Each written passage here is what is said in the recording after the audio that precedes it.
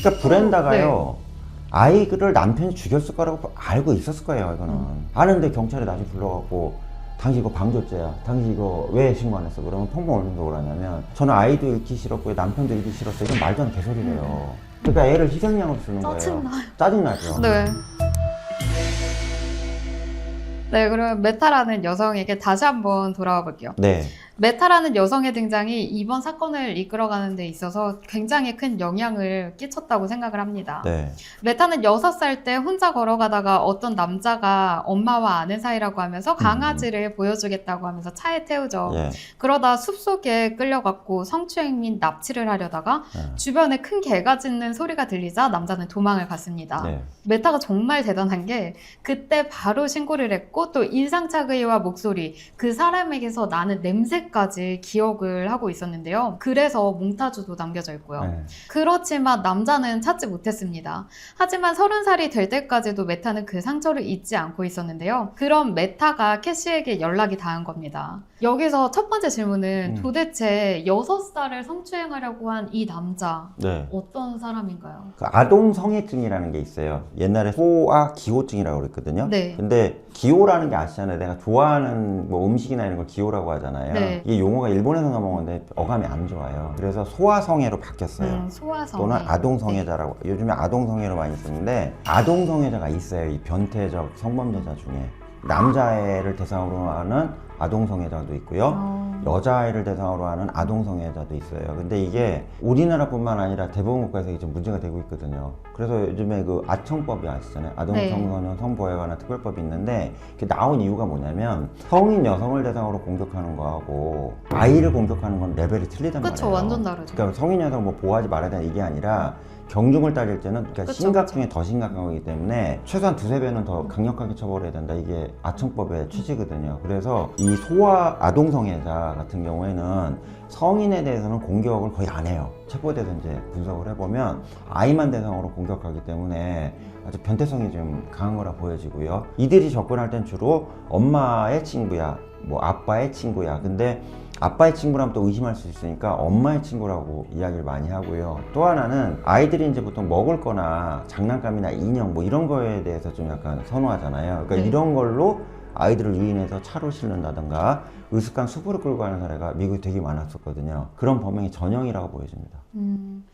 요새 뭐 연예인도 이런 사건에 휘말려 있잖아요. 네. 그런 사건은 또 어떻게 보고 계세요? 물론 아이들도 사랑할 수 있어요. 8살, 9살 여자아이, 남자아이가 성인 여성 사랑할 수 있죠. 저도 옛날에 국민학교 다닐 때도 여자 선생님, 담임 선생님이 이렇게 표준 모델 사랑한다기보단 아 나중에 성인이 되면 저런 선생님 만나있구나 이런 것들 있잖아요. 이건 맞아, 있을 수 저도 있어요. 그랬던 것 같아요. 저도 남자 선생님 보면서 나중에 결혼할 거야 막 그것도- 이런 생각했던 것 같아요. 막연하게. 그게 예전에 그게 사랑의 한 패턴일 수 있어요. 그냥 존경하면서 좋아하는 것도 있을 수 맞아, 있잖아요. 맞아. 그거까지 뭐라는 건 아닌데 문제는 이제 뭐 몸을 만지거나 뭐 성관계까지 하는 거는 이거는 이제 어린 나이에는 도저히 이게 합리적 판단을 볼 수가 없다는 얘기예요. 그리고 공격을 하는 가해자들이 대부분 착취 형태로 가기 때문에 그래서 아동성 착취라고 얘기하잖아요. 네. 그렇기 때문에 이거에 대해서 강력하게 응징하는 게 전 세계적인 성향이고요. 이렇게 갈 수밖에 없다는 얘기입니다. 그래서 메타의 사건 같은 경우도 당시 경찰이 대대적으로 수색했었잖아요. 내용이 나오잖아요. 네. 그 이유는 성인을 대상으로 한 것보다 훨씬 반인륜적이고 폐륜적인 거기 때문에 강력하게 응징하려고 했었다는 얘기입니다. 다만 이때 이제 핸드폰도 없고 GPS도 없고 하다못해 뭐 위치축 같은 게 없었기 때문에 실제 범인을 추적하는 게 어려웠을 거라는 얘기죠.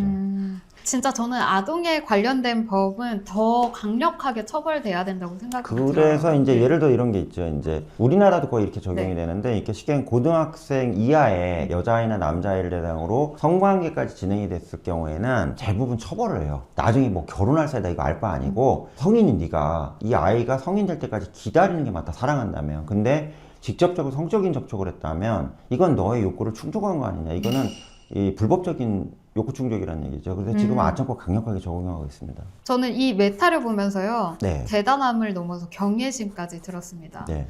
제 생각에 보통 사람들은 자신이 겪은 아픔을 생각하면 머리가 아프고 또 슬프고 그러기 네. 때문에 외면을 해서 잊으려고 하는 그런 본능이 있다고 들은 적이 있거든요. 네. 그런데 메타는 6살 때까지 당한 일을 30살 될 때까지 잊지 않고 경찰 도움 없이 계속해서 범인을 추적하고 있었다는 게 네. 사실 이게 남다르다고 느껴졌어요. 교수님은 이 메타라는 여성 어떻게 보셨어요? 그러니까 사람이 두 가지 패턴이 있어요. 뭐냐면 네. 아픈 기억이 있잖아요. 상황이 발생하면 제가 메타랑 비슷한 케이스예요. 아픈 기억이 있을 때 그걸 또렷이 기억을 하면서 그 아픔을 계속 반복적으로 기억해내고 생생하게 보관하는 사람이 있어요.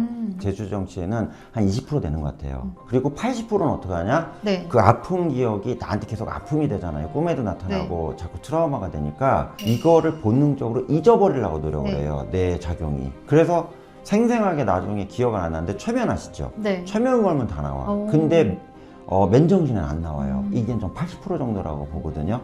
네. 근데 메타는 저 같은 이제 20%에 해당하는 사람과 같이 아픈 기억에 대해서 나중에 60대도 90대도 계속 똑같이 생생하게 기억할 거예요. 이런 스타일의 사람이었기 때문에 네. 성인이 된 이후에도 그 상황을 당시에 또렷하게 얘기했다. 이렇게 볼 수 있어요. 유 선생님은 어디에 해당돼요? 저는 80%인 것 같아요. 네, 상당수가 거기에 해당돼요. 저는 아프거나 힘들었던 기억을 잊어버리고 나중에 이 기억을 다시 떠올렸을 때 왜곡이 돼서 약간 순화된다고 이렇게 생각이 되거든요. 좋게 기억이 될 때가 있더라고요. 예, 맞아요. 근데 이제 요거 말씀드린 게 20% 네. 있죠. 그러니까 제 기준이에요. 20%의 아픈 기억을 가지고 계속 되뇌이는 사람들은 나중에 범죄 피해나 사회적 피해를 좀 덜 당해요. 왜냐면 똑같은 실수를 하지 않기 때문에. 예, 아픔은 아픔이지만 그 아픔을 가지고 계속 있기 때문에 똑같은 상황이 발생하면 내가 저번에 피해 입은 상황과 똑같은 게 진행되네? 조심해야 돼. 이렇게 되는 거고요. 80% 같은 경우는 그냥 까먹다 보니까 나중에 보면 똑같이 나한테 위험한 상황이 왔는데도 인지가 안 될 수가 있어요. 맞아요. 제가 그랬어요. 같은 실수를 몇 번이고 이렇게 반복하고 있더라고요. 그건 이제 위기에 어떻게 임하는 성격형의 문제긴 하지만 지금 이 메타 같은 경우는 이 부분에 있어서는 제가 말씀드린 기억을 이렇게 되뇌이는 스타일이기 때문에 안드레아 찬데 많은 도움을 줬다는 얘기죠. 메타 얘기를 좀 더 하자면 예. 자신이 당했던 지역의 본인만 피해자가 아닐 것이고 또 그 피해자 중에는 납치가 되어서 실종된 여성이 있을 거라는 판단 때문이었는데요. 그 실종자 리스트 중에는 안드리아가 있었고 그 안드리아의 양부 얼굴이 바로 자신을 납치하려 했던 범죄자의 얼굴과 일치한다는 걸 알게 됩니다. 네. 이러한 정보는 캐시에게 큰 정보가 되었고 그때부터 캐시는 안드리아 동창들의 얘기를 접목해서 양부가 딸을 살해했음이 틀림이 없다는 확신을 하게 됩니다. 캐시의 추리가 이 탐정의 자세로서 합당하다고 보시나요? 심론 말하는 걸 제끼고 네. 탐정으로 보면 100점짜리 탐정이에요. 어떤 점이요? 왜 그러냐면 계속 추리를 파고 파는 과정에서 어느 날 갑자기 안드리아는 여자가 없어져 버린 거예요. 성인 되기 전에. 이걸 맞춰보니까 혹시라도 아빠가 메타를 괴롭혔던 범인이 아닐까 이렇게 하나 보고 또 그 지역에 또 기사를 봤더니 없어진 애들 몇 명도 있는 것 같고 근데 또 내가 찾는 안드레아도 없어졌으니까 추리를 합해서 합리적 추론으로 그렇다면 혹시 지금 1년의 범인 내 딸 포함해서 이게 양아버지가 아니냐 이렇게 보는 결과가 나왔었잖아요. 네. 합리적 타당성을 가진 결론에 도달을 했기 때문에 추리력이나 상황 판단 그리고 오는 정보를 갖다가 전부 다 취합해서 분석하는 능력에서는 아주 탁월하다 이렇게 볼 수밖에 없다는 얘기죠. 저도 캐시는 진짜 감도 너무 좋고 네. 이 추리력도 굉장히 좋다고 이렇게 생각이 들었는데 인터뷰 볼 때 놀랬죠. 네. 깜짝 놀랐어요. 저분은 완전 아마추어인데 어떻게 저렇게 다 분석을 하죠? 왜 그러냐면 그 당시에 이게 아시겠지만 다큐에서는요 절대 개입하면 안 돼요. 철칙이에요. 왜 그러냐면 이게 페이크 다큐가 아니고 리얼 다큐이기 때문에 캐시가 하는 행동이나 말은요 다 그냥 관찰 입장에서 보는 거예요. 근데 그 내용을 보면 2부로 넘어가면서부터 나올 때는 엄청나게 논리적인 내용을 계속 얘기하거든요. 그러니까요. 상황도 보고. 정말 신기하더라고요. 그거는 이제 제작진에서는 아예 원칙적으로 개입을 안 했기 때문에 어마어마한 능력을 가지고 있다 이렇게 볼 수밖에 없다는 얘기입니다. 캐시와 반대되는 여성이 있죠. 브렌다. 저는 정말 이 여성을 보면서 이 여성은 화를 막 올려. 오늘을 정말 많이 기다렸어요. 이 여성에 대해서 공부하고 싶어가지고. 캐시는 미시간주 실종자 컨퍼런스에도 참여를 합니다. 그때 양모인 브렌다를 만나게 되는데요. 캐시는 남편을 두둔하는 브렌다를 보고 화가 나서 컨퍼런스를 다 마치지 못한 채 나오게 되는데요. 그때만 해도 캐시가 좀 너무 감정을 드러내는 건 아닌가 했어요. 근데 다큐를 보면 볼수록 브렌다가 정말 이상한 여자더라고요. 이상하죠. 네, 생각해보면 양부가 안드리아를 때리거나 소리칠 때도 방관하고 이런 모습들을 보면 정상적인 엄마였다고 보기가 힘들거든요. 네. 교수님이 봤을 때 브렌다는 어떤 사람인 것 같아요? 일단 내용을 좀 정리를 해드리면 네, 양부인 데니스하고 양모인 브렌다는 20대 초반에 만나서 결혼을 했고요. 근데 결혼해서 하는 과정에서 둘 중에 하나가 아마 불임이었던 것 같아요. 그러니까 아빠가였던 것 같아요. 이런 아동성애자들이 성적 능력이 안 돼가지고 아동을 공격하는 경우도 있어요. 아, 왜 근데 아동 쪽으로? 그러니까 발기가 안 되기 때문에 성인 여성하고 정상적인 성관계가 안 되니까 이걸 저희가 촉수성욕자라고 그러거든요. 촉수성욕이 뭐냐면 혀나 네. 손가락, 그 다음에 신체 피부 등을 이용해서 아동들을 대상으로 접촉을 하면서 그걸로 성욕을 대리충족하는 경우가 있거든요. 이게 범죄심리학에 나오는 내용인데, 브렌다가 제가 볼 때는 그 성적인 능력이 거의 없는 데니스를 만난 것 같아요. 그러니까 그 네. 과정상에서 불임이 됐겠죠. 불임이 되니까 어떻게 해요? 9달밖에 안 된 안드레아를 이제 입양을 한 거죠. 입양을 하고 키우는 과정에서 11살 때 이제 성폭력 범죄를 저지르는 걸로 해서 그 남편인 데니스가 5년 동안 교도소 갔다 오고요. 갔다 오고 나면서 이제 학대하고 공격이 시작되다가 갑자기 안드레아가 실종된 거잖아요. 네. 이걸 놓고 봤을 때는 브렌다 자체도 좀 정상적인 여성은 아니라 보여지고요. 제가 좀 거꾸로 여쭤보는 게, 미시간주 실종자 그 가족 컨퍼런스에 브렌다가 왔잖아요. 네. 왜 왔을까요? 이 남편을 보호하기 위해서 갔나라는 생각도 들어요. 그거 맞아요. 그 맞아요? 일부예요. 예. 오. 그러니까 세 가지인데, 네. 첫째는 브렌다가 안드레아를 정말 좋아했어요, 딸로. 그건 네. 팩트인 것 같아요. 진술도 나와요. 나중에 제가 인터넷 검색을 해봤더니 네. 애가 가장 행복했을 때가 아버지가 5년 동안 없었을 때야. 그러니까 엄마랑 있을 때는 안드리아가 굉장히 행복했던 시절이네요. 왜냐면 엄마가 몰빵했을 테니까, 남편 없으니까. 브렌다 입장에서 보면 안드레아를 정말 사랑했던 거예요. 엄마의 역할로서 근데 애가 이제 없어지니까 최선을 찾고 다해. 싶어서 노력하는 게 하나고, 물론 애가 죽은 걸 알더라도 찾고자 노력했던 다면적 성격 같다, 이게 하나고요. 네. 두 번째는 여 선생님이 얘기했다시피 남편하고 지금 살고 있잖아. 그러니까 남편이 혹시라도 아이를 죽인 게 드러나면 안 되지 않냐 그래갖고 네. 우리는 찾고 있다, 이걸 보여주기 위해서 그랬던 것 같고요. 세 번째는 정보를 좀 파악하려고 했던 것 같아요. 왜 그러냐면 이게 실종자 모임에 오다 보면 실종된 아이들 관련해서 경찰들도 와서 설명하고 하거든. 그러니까 네. 동향도 파악을 해야 되잖아요. 그 세 가지가 병합된 간적이긴 한데, 어쨌든 브렌다는 그 멀쩡한 사람 아니라는 얘기죠. 또 이렇게 들어보니까 그런 것 같기도 싶어요. 저는 이 바보 같은 여자가 왜 저길 갔을까라는 그렇게 생각했는데. 그러니까 브렌다가요, 아이를 남편이 죽였을 거라고 알고 있었을 거예요. 이거는 100%인데 그걸 부정하고 싶은 것도 있고, 너무 사랑하니까. 그리고 일말이라도 혹시 애가 남편이 안 죽이고 집을 나가갖고 안 죽을 수도 있잖아, 이런 식으로. 약간의 희망을 가지고 그렇죠. 있었던 예. 거죠. 그래서 이게 복합적으로 행동을 한 거라, 이게. 그러면 이렇게 브렌다처럼 객관적으로 파트너를 바라보지 못하는 사람들이 좀 있는 편인가요? 친모가 아는 경우가 많아요. 아는데 경찰에 나중에 불러갖고 당신 이거 방조죄야, 당신 이거 왜 신고 안 했어? 그러면 펑펑 울면서 그러냐면, 저는 아이도 잃기 싫었고 남편도 잃기 싫었어. 이건 말도 안 되는 개소리래요. 왜? 지금 상황에서 나는 애보다 남편이 중요하거든. 그러니까 애를 희생양으로 쓰는 거예요. 짜증나요. 짜증나죠. 네. 이런 케이스일 가능성이 있다는 얘기예요. 그런 말이 있잖아요. 사회에서 관상은 과학이다라는 말이 있잖아요. 우리가 지금 데니스의 얼굴을 준비해봤거든요. 네. 보고서 교수님은 어떻게 생각을 하는지. 나쁜 놈이라고 놓고 보면 네. 데니스 아주 나쁜 얼굴에 놈이지. 동그라미를 엉망 크게 놨어. 가식적으로 그 가족 사진 네. 찍은 거 아니에요. 얘 애기 봐. 얘가 뭐 때릴 때가 있냐고. 근데 저는 사실 제가 진짜 사람을 못 보나 봐요. 다큐 처음에 시작할 때도 데니스 얼굴 나오잖아요. 네. 봤을 때 범죄랑은 너무 멀게 생겼는데? 라는 생각이 드는 거예요. 인상하고는 상관없다는 얘기예요. 인상이랑은 네, 상관없이. 그래서 제가 이제 네. 가끔 네. 일부 선생님들이 이제 저한테 물어봐요. 나쁜 관상은 있나 이렇게 물어봐요. 네. 그거 어떻게 알아요, 그걸. 사람이 인상대로 사는 건 아닌데. 그렇죠. 선하거나 모범적인 얼굴을 가진 범죄자가 훨씬 더 많아요, 제 많다. 인상적으로. 그러면은 지금 캐슬린 또 빼놓고 얘기할 수 없잖아요. 네. 캐슬린에게 넘어가서 이야기를 해보도록 하겠습니다. 모든 정황이 데니스를 가리키고 있었지만 안드리아를 살해했다는 결정적인 증거를 찾기가 어려웠는데요. 시간이 거의 10여 년이 지나고 데니스는 갑자기 체포가 됩니다. 네. 이유는 1980년 9월 해군훈련이 있던 버지니아주 노퍽에서 발생한 캐슬린 도일 강간 살인 사건에서 네. 발견된 DNA와 데니스 보먼이 일치한다는 사실을 경찰이 밝혀내게 된 건데요. 이 사건 또한 굉장히 잔인하고 악랄했습니다. 그냥 우발적인 살해가 아니라 시신의 훼손이요 엄청 심한 상태였대요.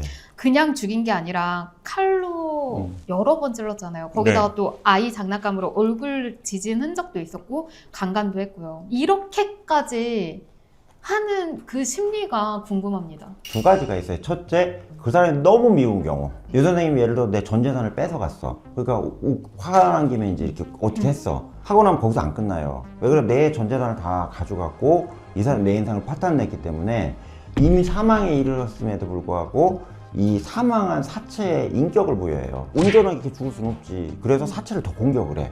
이런 경우 하나 있고요. 네. 두 번째 데니스 사건 같은 경우인데 사체를 훼손하는 과정에서 쾌락을 느끼는 이런 게 있어요. 이게 네크로필리아가 두 가지가 있는데 네크로가 이제 시신이라는 뜻이에요. 고대 그리스어로. 그래서 네크로필리아가 뭐냐면 시신하고 성관계를 하면서 쾌락을 느끼는 시체가 강간이라고 그러잖아요. 네. 이게 네크로필리아가 하나 있고 또 하나는 뭐냐면 죽은 사람을 공격하면서 또 이렇게 쾌락을 느끼는 경우가 있거든요. 제가 볼 때는 피해자의 사체를 훼손하면서 또 다른 쾌락을 느꼈던 것 같아요. 그러니까 이거 뭐냐 연쇄살인범으로 갈 수밖에 없는 케이스거든요. 그래서 그렇게 원인을 말씀드릴 수 있어요. 수사관은 데니스가 오로지 믿는 브렌다를 이용하여 자백을 유도하고 결국 데니스는 사실을 실토하고 맙니다. 안드리아를 실종했다고 신고했던 저녁 사실 안드리아를 살해하고 유기했으며 뒷마당에 묻어왔던 거죠. 네. 사실 캐시는 데니스의 뒷마당에 콘크리트 구조물이 계속해서 바뀌는 걸 보고 딸이 거기 묻혔을 거라는 것을 예견한 바가 있었는데요. 결국 캐시의 예상대로였습니다. 그런데 마지막까지 브렌다는 안드리아의 요구를 반반 나누자며 캐시를 분노하게 했습니다. 네. 그래서 브렌다를 지금 상대로 싸우고 있다는데요. 브렌다의 행동을 보면서 이게 정말 끝까지 너무한다 싶었거든요. 네. 이게 말이 되나요? 우리나라 같으면은 아동학대 방조죄로라도 구속을 시켰을 거예요. 그리고 나중에 지금 진술상으로는 뭐 자백을 유도했다고 나오는데 추정적으로는 브렌다가 알았어요. 근데 이 여자 입장에서는 자기가 남편이 죽인 거를 난 몰랐다. 끝까지 우겨야 되거든. 그럼 어떻게 해야 돼요? 애가 죽은 걸 안타까워하는 엄마로 가야 되잖아. 그럼 어떻게 해요? 유골을 자기가 수습해서 묻어줌으로써 난 이 아이의 죽음에 책임이 없고 우리 남편이 미친 사이코야. 이렇게 하는 방법밖에 없잖아요. 그래서 이렇게 빡빡 우기지 않나 이렇게 봐요. 브렌다도 꽤 치밀한 면이 있네요. 치밀한 그러면. 거예요. 그러니까 여기까지 온 거죠. 약간 끼리끼리라는 게 좀 그 말이 있다시피 진짜예요. 끼리끼리예요. 예. 만약 이 캐슬린 도일 사건의 진상이 드러나지 않았다면 데니스는 그냥 브렌다의 사랑을 받는 남편, 아이의 아빠로 평범하게 살았을 수도 있다고 생각하니까 사실 조금 아찔합니다. 메타, 안드리아, 캐슬린 드러난 것만 해도 세 여성의 사건이 미제가 될 뻔했잖아요. 네. 경찰도 데니스의 범행이 다 드러나지 않은 게 더 있을 수도 있다고 했고요. 당연히 캐시가 없었다면 이 모든 게 세상에 드러나는 게 더 어려웠을 거라고 생각이 듭니다. 캐시는 경찰 당국에 대해서도 분노를 표했는데요. 저라도 사실 그랬을 것 같아요. 양부모의 말만 믿고 그냥 실종으로 넘긴 거잖아요. 한국은 미제 사건과 실종 그리고 범죄 경력을 가진 사람들의 연관성을 어떻게 보고 계신가요? 일단 요거부터 말씀드리면 캐시가 경찰을 막 욕을 했잖아요. 네. 미국 경찰은 자치경찰 제도예요. 네. 근데 지금 요 동네 자체가 작은 동네잖아요. 그러니까 경찰 수준이 떨어져요. 그러니까 예산도 적고 그리고 경찰관들이 웃기는 게 뭐냐면 그 동네 사람 뽑아서 경찰을 해요. 우리나라 같이 국가경찰처럼 막 돌리는 게 아니라니까요. 완전 그 경찰을 뽑는 방식 자체가 네, 다르네요. 틀려요. 그러니까 동네 사람들이 뽑아서 경찰을 시키는 거라. 그러다 보니까 이게 다 친척이야. 사돈팔촌이고. 그러니까 이 상황에서 착하게 모범적으로 살고 있는 그 아버지를 범인으로 의심한다. 이게 동네에서 시끄러울 상황이 되거든요. 그러니까 애가 그냥 갑자기 집 나간 것 같아요. 이걸 그냥 가출령에 넘겨버린 거예요. 네. 만약에 그 주경찰이나 연방경찰, FBI 같은 데서 개입을 했다면 이건 그렇게 안 가겠죠. 근데 이제 수사관할이 지역경찰이 있다 보니까 이런 사례들 되게 많아요, 미국에는. 우리나라 같은 경우는 이거는 용납이 안 돼요. 우리나라 경찰의 수사 능력 상당히 세기 때문에 강하기 때문에 유사한 상황이었으면 분명히 이제 부인도 낚아채고 남편도 낚아채고 캐시의 진술을 기반으로 수속 막 들어갔을 거란 얘기예요. 이게 이제 차이점이라는 얘기입니다. 제가 생각했던 것과는 또 반대였던 것 같아요. 저는 미국의 경찰권력이 더 세다고 생각을 했는데 그건 FBI만 너무 많이 봐서 그래요. 오히려 네. 한국이 더 세고 미국이 좀 더 약한 그런 면이 보였네요. 특히 이제 캐시가 아이가 7, 8세 전후에 애가 뿅 사라졌는데 양부가 의심된다 이러고 해서 진정을 넣었다면 우리나라 경찰에서는 바로 수사 들어갔을 거예요. 수사 들어가고 엄마부터 불러갖고 왜 없어졌냐, 실종 당일날 뭐 했냐, 그리고 집에 대해서 압수수색 들어갔을 거거든요. 그럼 나왔겠죠. 미국 상황이라 네. 이렇다라고 이렇게 했고요. 오늘 이 인투 더 파이어라는 이 영화를 보면서 정말 흥미진진하게 봤던 것 같아요. 네, 이게 좀 네. 분석을 제가 많이 해왔어요. 그래서 좀 말이 좀 빠르긴 했는데 네네. 화가 나면서도 맞아. 체계적으로 좀 봐야 되는 부분이 있고요. 특히 안드레아라는 아이한테 너무 투영이 돼갖고 나중에 네. 슬프더라고요. 맞아요. 너무 안타까웠어요. 그러니까 캐시도 약간 평범하지 않은 삶을 네. 살았는데 네. 안드리아까지도 또 그런 삶을 따라갔고 어. 결국엔 결말이 또 안 좋게 나왔잖아요. 그래서 굉장히 안타까운 영화가 아니었나라는 생각이 듭니다. 그래서 저는 이제 마지막으로 말해서 탐정으로서의, 네. 그러니까 엄마가 탐정 역할을 네. 해서 그 억울하게 죽은 아이의 원혼을 풀어주는 사건이 아니라 이렇게 저는 결론 내리겠습니다. 미국의 한 여성이 자신의 딸을 입양을 보내면서 벌어진 사건에 대한 이 인투 더 파이어, 사라진 딸, 시청자분들도 꼭 보셨으면 좋겠고요. 네. 저희는 그러면 다음 시간에 더 흥미진진한 영화로 찾아뵙겠습니다. 감사합니다. 감사합니다. 탐정이라고 들어봤어? 맞아. 지금 생각하는 그거. 한국에도 있어. 인증받은 합법 탐정. 경찰, 변호사들에게 의뢰하려면 먼저 필요한 건 증거 수집. 그럼 어떡해? 내가 해결하고 싶은 걸 포기해? 아니, 의뢰해야지. 탐정한테. 신뢰할 수 있는 인증된 전문가만 등록되어 있는 대한민국 유일무이 탐정 플랫폼 모두의 탐정.